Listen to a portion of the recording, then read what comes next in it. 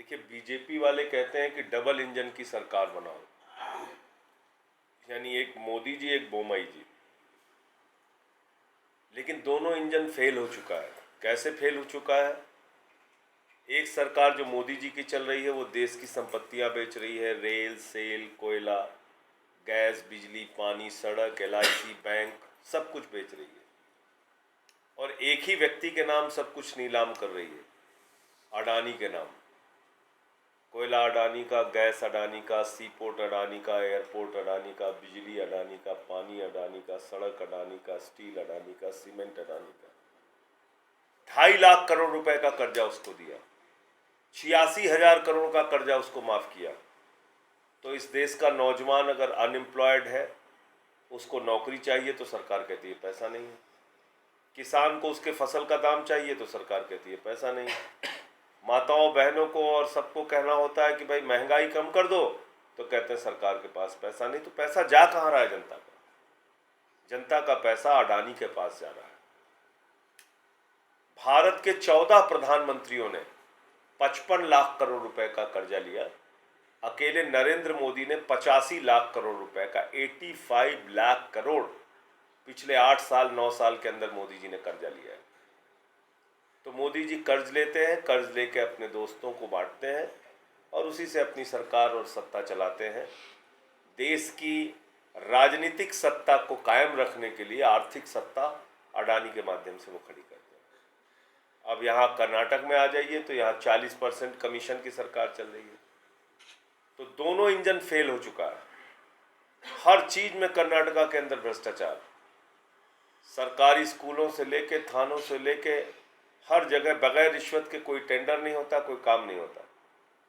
तो अगर ये राजनीति की गंदगी साफ करनी है, 75 साल से इकट्ठा जो राजनीति का कचरा है उसको अगर साफ करना है, तो उसके लिए झाड़ू चलानी पड़ेगी। और दीपक जी हमारे कैंडिडेट हैं, बहुत ही योग्य, पढ़े लिखे, अच्छे कैंडिडेट हैं। इनको आम आदमी पार्टी ने अपना उम्मीदवार बनाया। आम आदमी पार्टी पढ़े लिखे लोगों की पार्टी है। तो मैं यही उम्मीद करूंगा और अपील करूंगा कि इनके क्षेत्र की जनता झाड़ू पर बटन दबाए 10 तारीख को, इनको यहाँ से जिताए। और जो वादे हमने किए हैं वो सिर्फ वादे नहीं होते, गारंटी होती है। सत्ता में आए तो खुद पूरा करेंगे, नहीं आए तो सरकार से पूरा कराएंगे, उसके लिए लड़ाई लड़ेंगे। तो ये मोटे मोटे तौर पे मुझे कहना था। कांग्रेस पार्टी की जहाँ तक बात है, कांग्रेस पार्टी ने कर्नाटका के लोगों को, देश के लोगों को समय समय पर धोखा दिया और जिसके कारण से बीजेपी सत्ता में आई। आज अगर बीजेपी सत्ता में है तो इसके लिए अगर सबसे ज़्यादा कोई जिम्मेदार है तो कांग्रेस पार्टी है। कांग्रेस पार्टी इनसे नहीं लड़ सकती। हमने 3 बार बीजेपी को दिल्ली में हराया। हमने 15 साल का बीजेपी का शासन एमसीडी से उखाड़ कर फेंका। हम गुजरात गए तो वहाँ में 14% वोट मिला। 27 साल से कांग्रेस वहाँ हार रही है गुजरात के अंदर, 27 साल से। इस बार हम गए, 14% वोट लेके आए, 5 हमारे विधायक आए। अगली बार वहाँ भी हरा देंगे बीजेपी को। तो हम जहाँ जाते हैं, हम पंजाब में हम गए, 92 सीटें आई, बीजेपी का सुपड़ा साफ हो गया, अकाली दल का सुपड़ा साफ हो गया। हम जहाँ जाते हैं वहाँ भारतीय जनता पार्टी से सीधे तौर पे लड़ाई लड़ते हैं और उनको हराने का काम करते हैं। दीपक भाई को लोग झाड़ू पर वोट दें, ऐसी मैं अपील करता हूँ। सर, अभी आम आदमी पार्टी का प्रणाली कब रिलीज होती है, जब बीजेपी गंभीर तरफ से आरोप करती है और देश की आर्थिक व्यवस्था को डैमेज करने वाला प्रॉमिस है आम आदमी पार्टी का, बोलते उस तरफ क्या बात करते हैं? हाँ, तो देखिए अपना क्या, बिल्कुल सही आपने सवाल किया। अडानी को भारत के 6 एयरपोर्ट नियम बदल के दे दिए गए। किसका एयरपोर्ट बना, किसके पैसे से बना? हमारे आपके टैक्स के पैसे से। अडानी को 6 कोल ब्लॉक सुप्रीम कोर्ट ने रद्द किया, बावजूद इसके दे दिया गया। किसका नुकसान हुआ? इस देश की जनता का। सी पोर्ट अडानी को, एयरपोर्ट अडानी को, स्टील, सीमेंट, कोयला, गैस, सब कुछ एक आदमी को। तो रेवड़ी किसको बांट रहे हैं? मोदी जी अडानी को। नीरव मोदी कितना पैसा लेके भागा? 20,000 करोड़। मेहुल चौकसी कितना लेके भागा? 20,000 करोड़। नीरव मोदी, ललित मोदी कितना लेके भागा? 3,000 करोड़। नितिन संदेशरा कितना लेके भागा? 6,000 करोड़। तो नरेंद्र मोदी जी के जो मित्रों हैं उन्हीं को तो रेवड़ी बांट रहे हैं। हम क्या कर रहे हैं? हम कह रहे हैं ये लूट का पैसा, ये लूट का माल, इसको पकड़ो। 11 लाख करोड़ रुपए चंद पूंजीपतियों का मोदी जी ने माफ किया। ये रेवड़ी नहीं है, ये रेवड़ी नहीं है। 11 लाख करोड़ रुपए हो तो इस मुल्क के नौजवानों को कितनी नौकरियां दी जा सकती हैं, कितने स्कूल बनाए जा सकते हैं, कितने अस्पताल बनाए जा सकते हैं, कितने सड़कें। तो मोदी जी अपने कुछ दोस्तों को रेवड़ी बांटने का काम करते हैं, हम लोग इस देश की जनता को रेवड़ी बांटने का काम करते हैं। जनता का पैसा जनता के लिए सदुपयोग में लाते हैं और मुनाफे का बजट भी देते हैं। मोदी जी ने तो 85 लाख करोड़ अकेले कर्जा लिया, केजरीवाल ने कोई कर्जा लिया? 8 साल से मुनाफे का बजट दे रहे हैं अरविंद केजरीवाल सारा काम करके। बिजली फ्री, पानी फ्री, शिक्षा फ्री, इलाज फ्री, बस की यात्रा फ्री, तीर्थ यात्रा फ्री, उसके बाद भी मुनाफे का बजट। क्यों? क्योंकि जब आप बिजली फ्री करते हैं तो आम आदमी के जेब में जो बचत होती है वो बचत बाजार की अर्थव्यवस्था में वो खर्च करता है। This is called Arvind Kejriwal's economics. Arvind Kejriwal का अर्थशास्त्र ये है कि जनता का पैसा जनता को दो और तब बाजार की अर्थव्यवस्था चलेगी, तब आपकी इकॉनमी बढ़ेगी। मोदी जी की अर्थव्यवस्था क्या है? जनता का पैसा लूटो, बैंकों से पैसा निकालो, अपने कुछ चंद मित्रों को दो, वो उनसे पैसा लूट के और विदेशों में जाके बैठ जाए।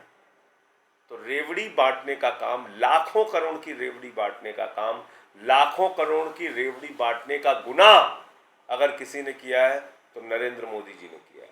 मोदी जी इंडिया के प्रधानमंत्री नहीं हैं, अडानी के प्रधानमंत्री हैं, उसी के लिए काम करते हैं दिन रात। और ये बात मैं पूरी जिम्मेदारी से बोल रहा हूँ। अभी कर्नाटक में देखें तो इन इलेक्शन के मूवमेंट में बहुत दिग्गज लोग अभी आम आदमी पार्टी को छोड़े। कर्नाटक में आम आदमी क्यों सफल नहीं हो रहे सर? अभी भास्कर राव भी रिसेंट। अरे आप आम आदमी से इतना कह रहे हैं सफल होने की बात। अरे भाई 3 बार हमने दिल्ली में सरकार बना ली, पंजाब में हमने 92 सीटें लेके सरकार बना ली, गुजरात में हमें 14% वोट मिला, 5 विधायक बने, गोवा में हमें 6.5% वोट मिला, 2 विधायक बने। 10 साल में राष्ट्रीय पार्टी बनने का गौरव आम आदमी पार्टी को मिला। कर्नाटक के बारे में सुन तो लो आप, आम आदमी पार्टी को, ये मुल्क 140 करोड़ लोगों का है, बहुत बड़ा देश है। एक साथ आप पूरे देश में विस्तार नहीं कर सकते। कर्नाटका में जो स्थिति हमारी 2 साल 3 साल 4 साल पहले थी, आज उसमें बहुत बदलाव आया। इस इलाके में कौन उम्मीद कर सकता था कि हमें कोई कैंडिडेट भी मिल जाएगा, कोई अपने घर में बिठा के पानी भी पिलाएगा? कोई उम्मीद कर सकता था? नहीं। दिल्ली से कितनी दूर है ये जगह, लेकिन यहाँ भी आज हमारे कार्यकर्ता हैं, टोपी पहन के निकल रहे हैं, प्रचार कर रहे हैं। दीपक भाई जैसे पढ़े लिखे लोग हमारे कैंडिडेट हैं। तो वक्त लगता है, इससे निराश नहीं होना चाहिए।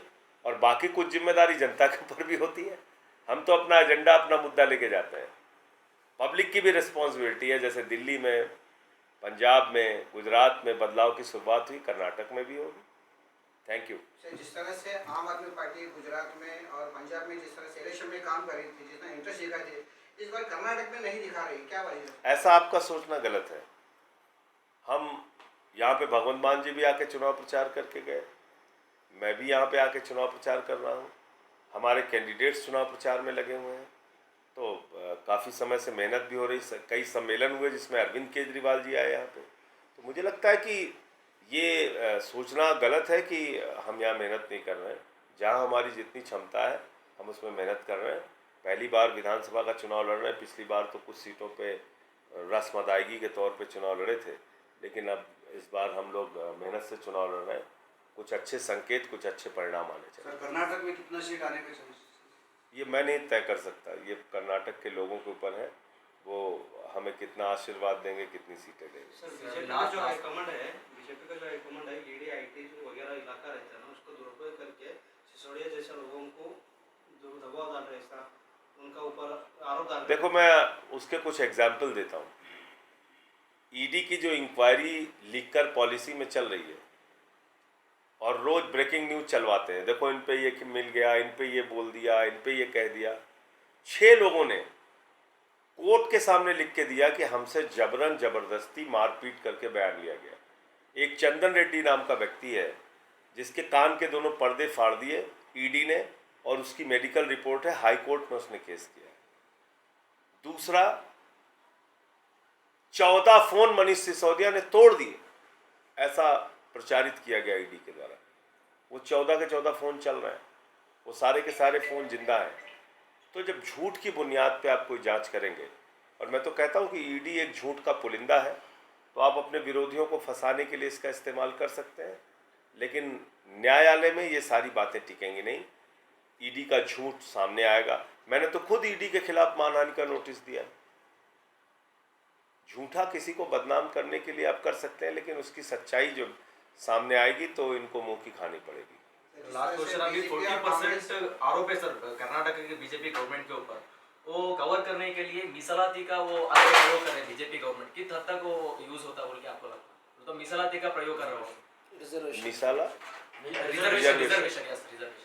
देखो, ऐसा है कि रिजर्वेशन एक ऐसा मुद्दा है जो सामाजिक पिछड़ेपन के आधार पर दिया जाता है देश के अंदर, और ये हमारे संविधान की व्यवस्था है। उसको कोई तरमीम करे, उसमें कोई बदलाव करे, तो ये किसी को अधिकार नहीं, वो पार्लियामेंट को ही अधिकार है। तो इसलिए मेरा अपना ये मानना है कि कमीशन खोरी, भ्रष्टाचार ये बड़ा मुद्दा है, और इस पे सरकार के खिलाफ लोगों में गुस्सा है, लोग वोट करेंगे। जिस तरह से आम आदमी पार्टी पे इल्जाम लगाया जा रहा है कि अरविंद केजरीवाल ने 45 करोड़ रुपए अपने बंगी के लिए लगाया है, तो उसको कैसा देखते हैं आप? सरकारी घर है, और अगर इस पे खबरें चलानी है तो 1300 करोड़ रुपए का मोदी जी का बंगला है, 10 लाख का सूट पहन के घूमते हैं, 8,500 रुपए की जहाज खरीदे हैं अपने लिए उन्होंने। इस पे जितनी डिबेट करनी है, बहस करनी है तो फिर कीजिए, लेकिन वो एक सरकारी बंगला है जिसमें 3 बार घटनाएं हुई। मुख्यमंत्री के बेडरूम की छत गिरी, उनके माता पिता जहाँ रहते हैं उसकी बेडरूम की छत गिरी, जहाँ वो बैठ के लोगों से मिलते हैं वहाँ की छत गिरी। 80 साल पुराना उनका घर था, पीडब्ल्यूडी वालों ने सजेस्ट किया कि नया घर बनना चाहिए, और उस नए घर को पीडब्ल्यूडी ने बनाया। ये पूरी कहानी है। सर, आने वाले 2024 में किस तरह से देखते हैं कि हुकूमत बदलेगी या फिर वही फिर मोदी शेरा? बदलेगी, बदलाव होगा, क्योंकि लोग त्रस्त हैं, नौजवान हो, किसान हो, माताएं बहनें हो, देश में महंगाई हो, गैस के सिलेंडर का दाम हो, किडनी कैंसर तक की दवाओं को तो महंगा कर दिया इन्होंने, बच्चों का दूध महंगा कर दिया, तो ऐसे ही चल रहे हैं। हाँ, ये है कि नफ़रत की राजनीति में मज़ा बहुत आता है। कट्टरपंथ की एक राजनीति ऐसी होती है जिसमें मज़ा बहुत आता है। हाँ, इसको मार दो, हाँ इसको काट दो, इससे दुनिया का कोई मुल्क आगे नहीं जा सकता। दुनिया का कोई मुल्क, नफ़रत की बुनियाद पे दुनिया का कोई मुल्क आगे नहीं बढ़ सकता। बगल में पाकिस्तान है, उसकी हालत देख लो, अफ़गानिस्तान है, उसकी हालत देख लो, हिटलर जब था जर्मनी में, उसकी हालत देख लो, दुनिया का उदाहरण उठा के देख लो। नफ़रत की बुनियाद पर दुनिया का कोई भी मुल्क आगे नहीं बढ़ सकता। ये बात इस देश के हिंदुओं को भी समझनी चाहिए, मुसलमानों को भी समझनी चाहिए, सिखों और ईसाइयों को भी समझनी चाहिए। आज समझे तो अच्छा है, कल समझ ले तो अच्छा है, देर करेंगे तो नुकसान होगा। जिस तरह से कर्नाटक में कांग्रेस मैनिफेस्टो जारी किया है